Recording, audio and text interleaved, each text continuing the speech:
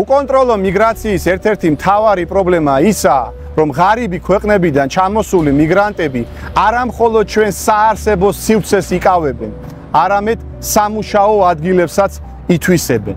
ბოლო პერიოდში საქართველოში მნიშვნელოვნად გაიზარდა მიგრანტების დასაქმების შემთხვევები საკურიერო და ტაქსის სფეროებში, რაც სერიოზულ გამოწვევებს უქმნის ჩვენს მოქალაქეებს.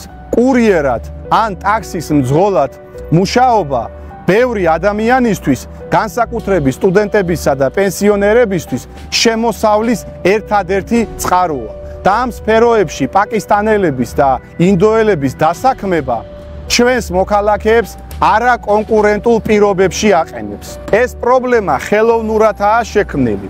საკურიერო და ტაქსის მსხვილი კომპანიები მეტი მოგების მიღების მიზნით ხელს უწყობენ ღატაკი ქვეყნებიდან ჩამოსული მიგრანტების დასაქმებას, რადგან მათ უფრო ნაკლებ ხელფას უხდიან ვიდრე საქართველოს მოქალაქეებს.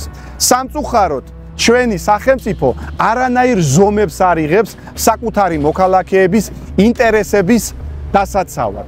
შედეგად, არა მხოლოდ ამ სფეროებში დასაქმებული ქართველების მდგომარეობა უარესდება, მომხმარებლებიც უხარისხო სერვისს იღებენ.